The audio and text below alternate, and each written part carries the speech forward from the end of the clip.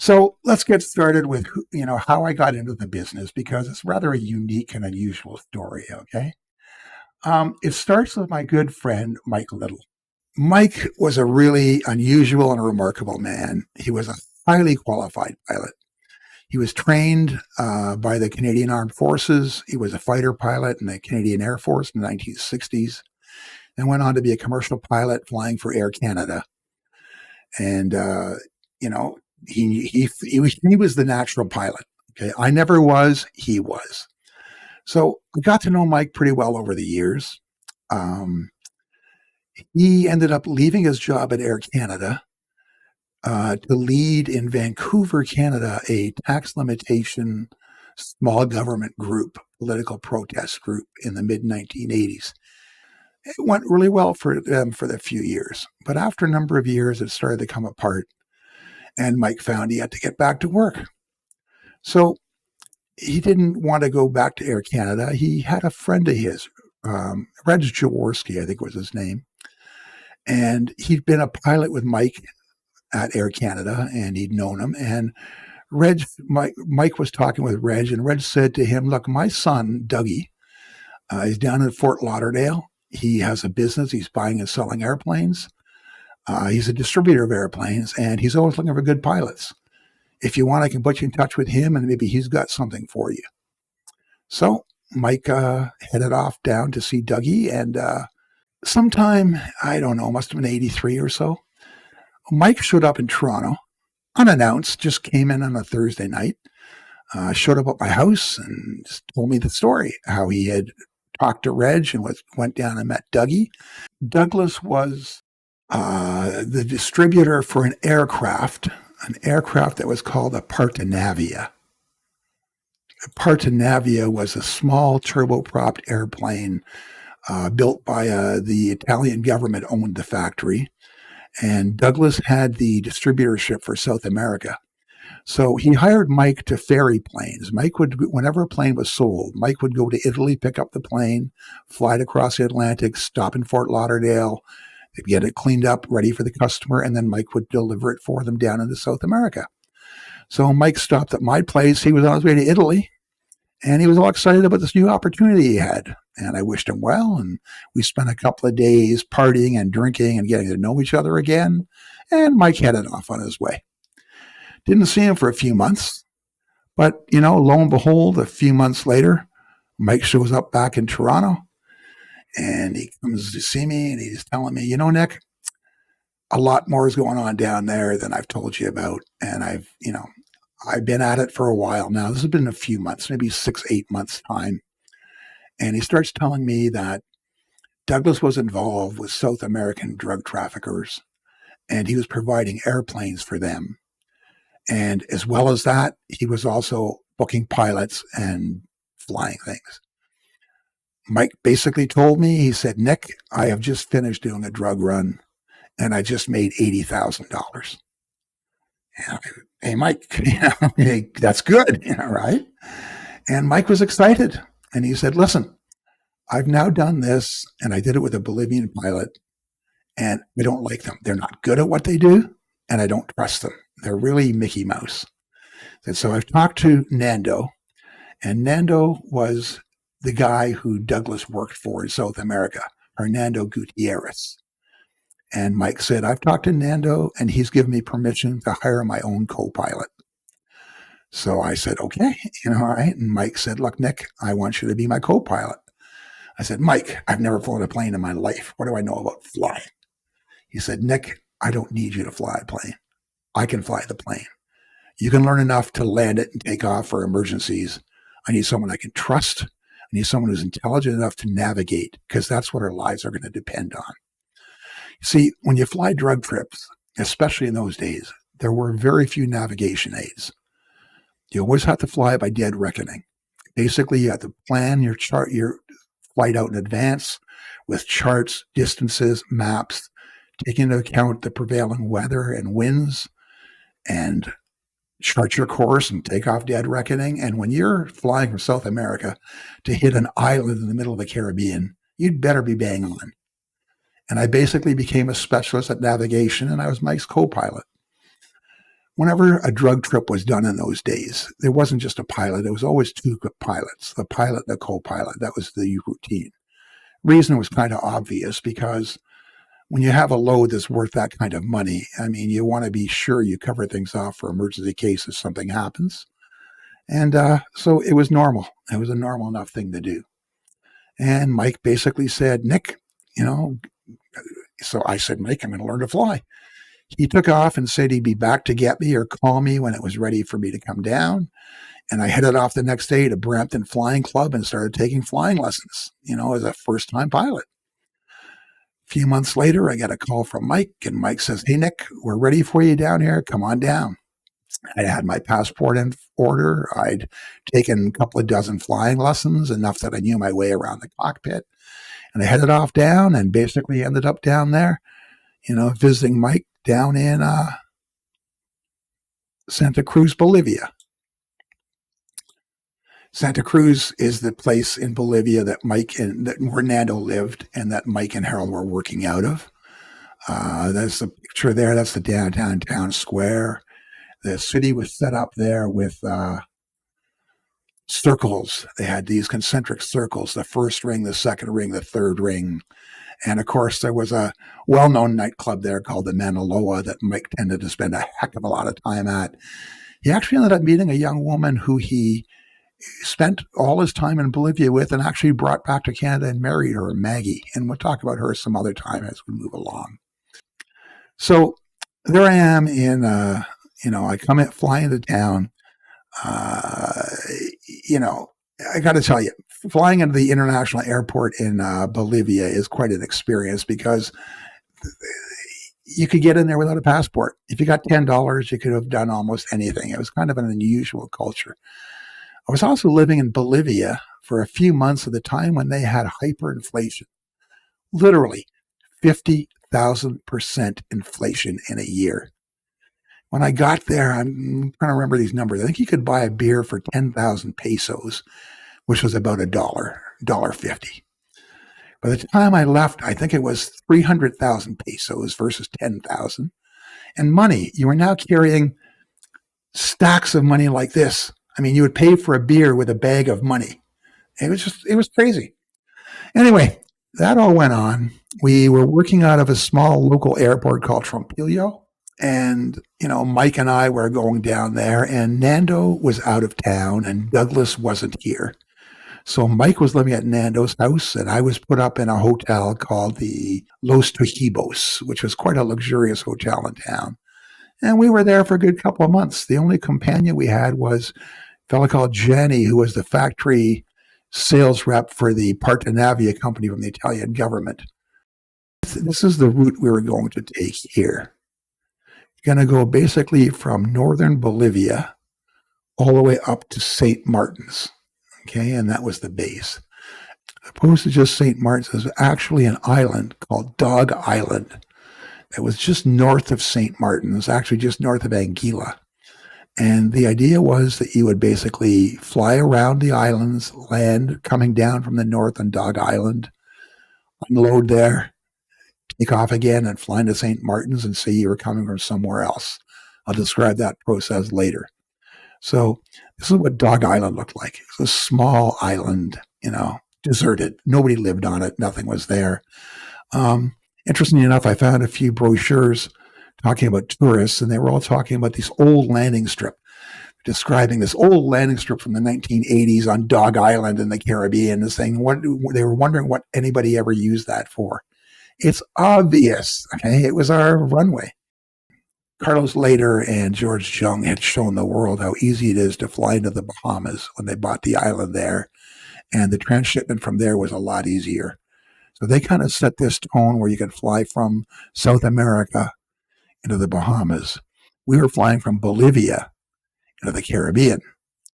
The Colombians dominated the cocaine trade at the time, but Nando was a real nationalist, and he wanted Bolivia not to just send the drugs to Colombia, but to be a power itself. And he was quite determined to establish his own organization. That's what he was trying to do. If you get your drugs to someplace like Dog Island, It's a quick boat trip to get to St. Thomas and to Puerto Rico. Here's the point. Puerto Rico is a part of the United States. Once you get into a state place in Puerto Rico, you might as well be in Kansas. There are dozens of local flights. Any flight from there has no customs, no immigration. You're on your way. Okay, so it's in the United States. And that's what smugglers found over the years was an easy way to do it. So Mike and Douglas and Nando had established this route flying from Bolivia into Dog Island and then looping around and making St. Martin's their base. While we were there, Nando kept postponing what was going on. And, you know, days became weeks. And suddenly I was down there like 2 months.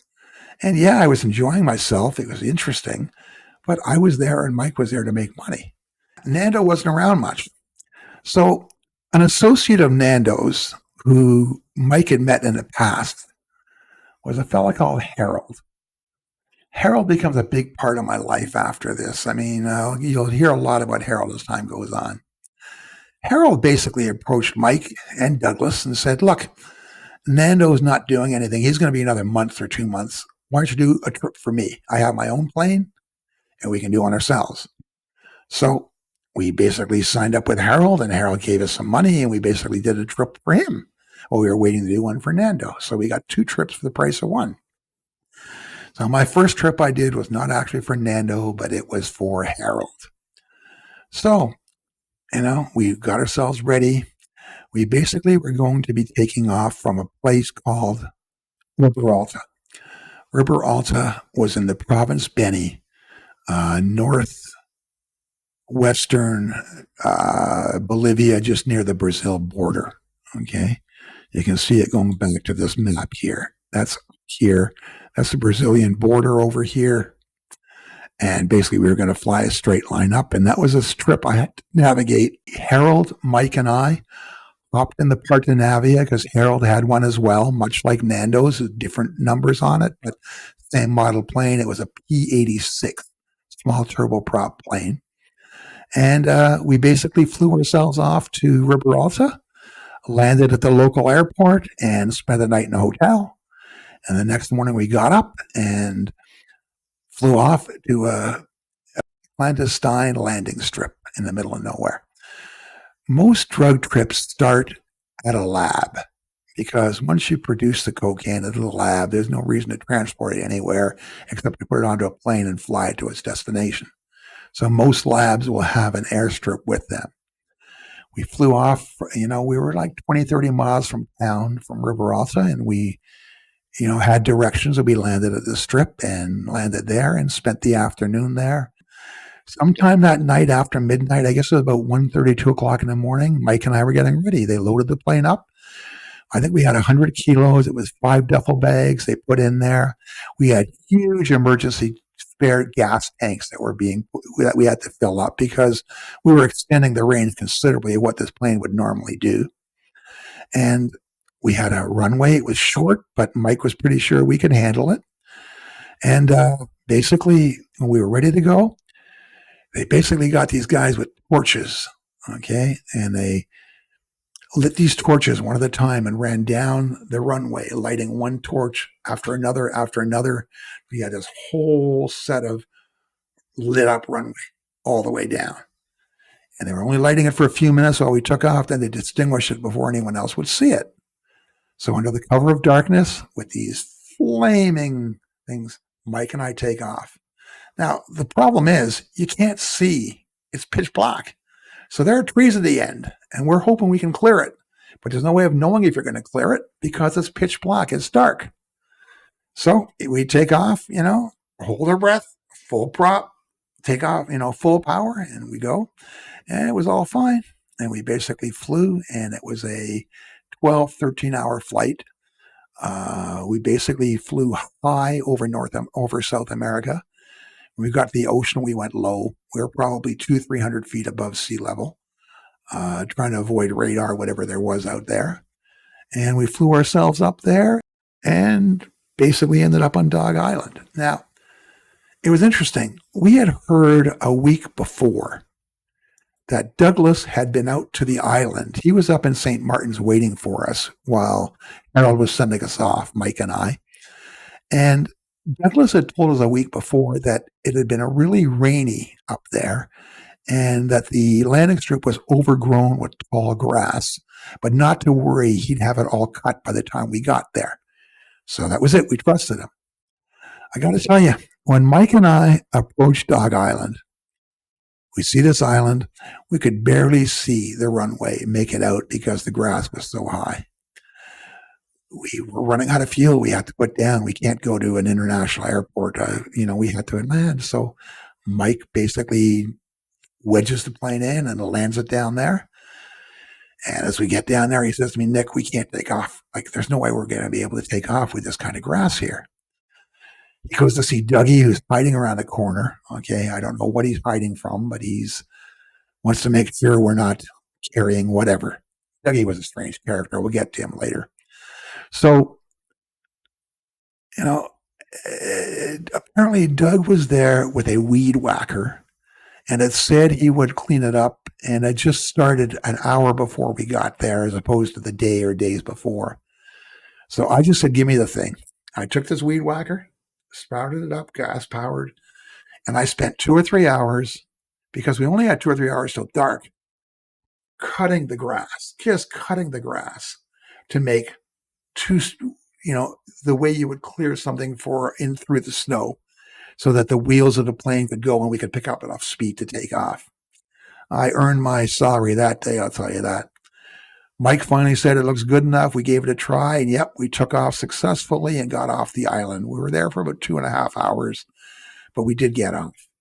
Now, back in those days, there were very few, this was before 9/11, and there were very few real controls on travel. I mean, when you were island hopping with an airplane, rarely did you report through customs. So basically we would take off from Dog Island and just tell them we're coming from Tortola, another island of the British Virgin Islands, and land in St. Martin's.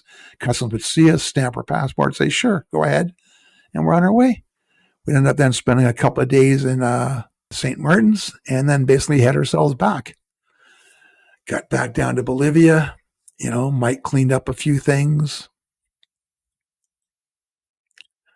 And Harold, Mike, and I took off and flew together up to Panama. That was where we were getting paid.